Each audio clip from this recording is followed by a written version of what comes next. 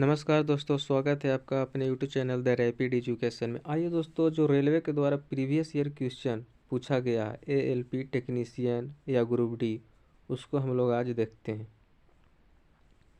Question number 1 कहता है कि सल्फ्यूरिक एसिड का फार्मूला क्या होता है। तो दोस्तों, सल्फ्यूरिक एसिड का फार्मूला होता है H2SO4। क्या होता है? H2SO4।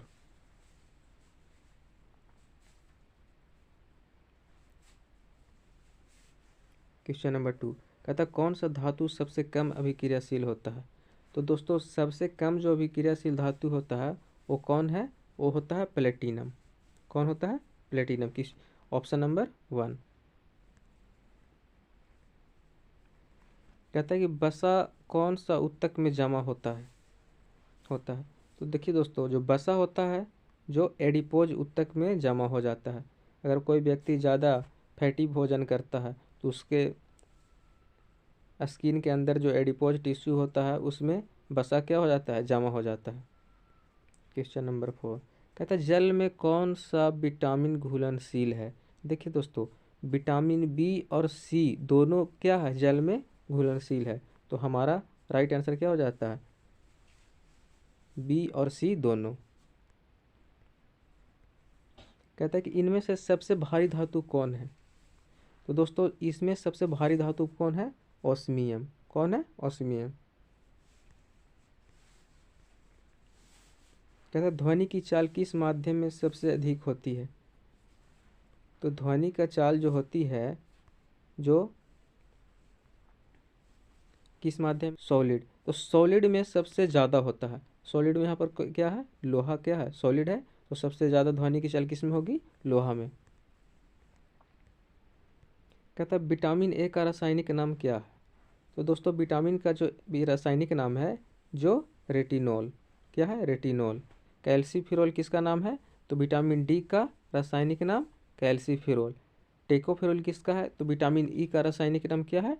टेकोफिरोल। तो हमारा सही आंसर कौन हो जाएगा? रेटिनॉल। क्वेश्चन नंबर 8 कहता है कि फलों में मीठा स्वाद का कारण। तो दोस्तों, फलों में जो मीठा स्वाद होता है किसके कारण से होता है? वो होता है फ्रुक्टोज की वजह से। कहता है हाइड्रोजन बम का आविष्कार किसने किया था। तो दोस्तों, जो हाइड्रोजन बम का जो आविष्कार किए थे वो सैमुअल कोहेल साहब ने किए थे। इस ऑप्शन नंबर 1। कहते हैं कपड़ों पर जंग के दाग किसके द्वारा हटाए जा सकते हैं। तो दोस्तों, कपड़ों पर जो जंग के दाग लग जाता है उसको हम हटा सकते हैं ऑक्जेलिक अम्ल के द्वारा हटा सकते हैं। कहता है कि ताप की वृद्धि से किसी द्रव का पृष्ठ तनाव पर क्या प्रभाव पड़ता है। देखिए दोस्तों, अगर हम किसी ताप अगर किसी द्रव का ताप बढ़ाते हैं तो क्या होता है? उसका पृष्ठ तनाव क्या हो जाता है? घट जाता है। कहता है निम्नलिखित में से किसे विभाजित नहीं किया जा सकता है। तो दोस्तों, अणु जिसको क्या बोलते हैं इंग्लिश में? मॉलिक्यूल्स बोलते हैं। इसको भी हम विभाजित कर सकते हैं।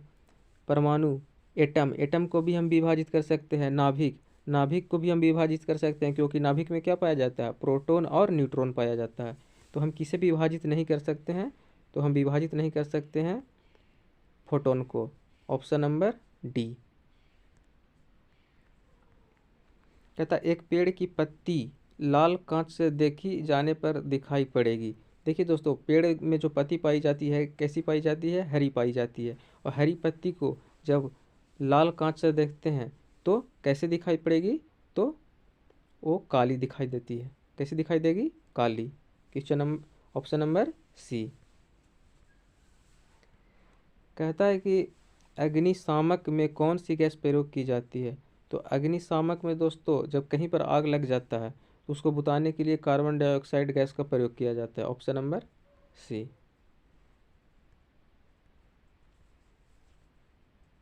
कहते हैं गैल्वेनोमीटर के द्वारा क्या पता लगाते हैं। तो दोस्तों, गैल्वेनोमीटर के द्वारा हम क्या पता लगा सकते हैं? गैल्वेनोमीटर के द्वारा हम पता लगा सकते हैं किसका?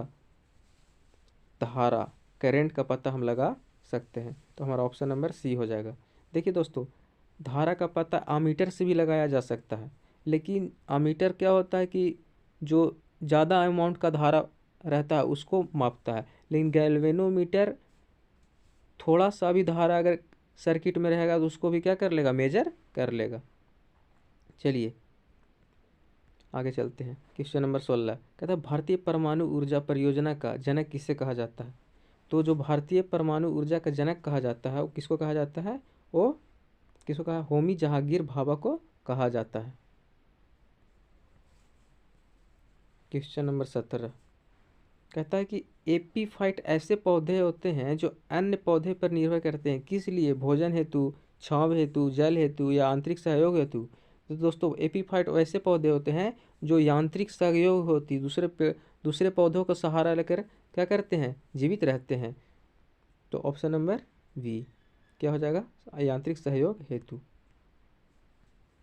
प्लेनेरिया किस, यहाँ पर थोड़ा सा मिस्टेक हो गया है टाइपिंग में, प्लेनेरिया किस विधि द्वारा प्रजनन करता है।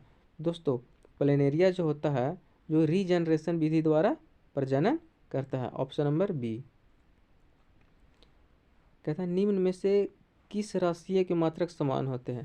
तो यहाँ पर देखिए दोस्तों, यहाँ पर जो राशि समान होगा, जो चाल और वेग का जो मात्रक है वो समान है। क्यों, चाल का भी क्या होता है, चाल का भी होता है मीटर पर सेकेंड, वेग का भी क्या होता है मीटर पर सेकेंड, इसलिए दोनों का मात्रक क्या होगा, समान होगा।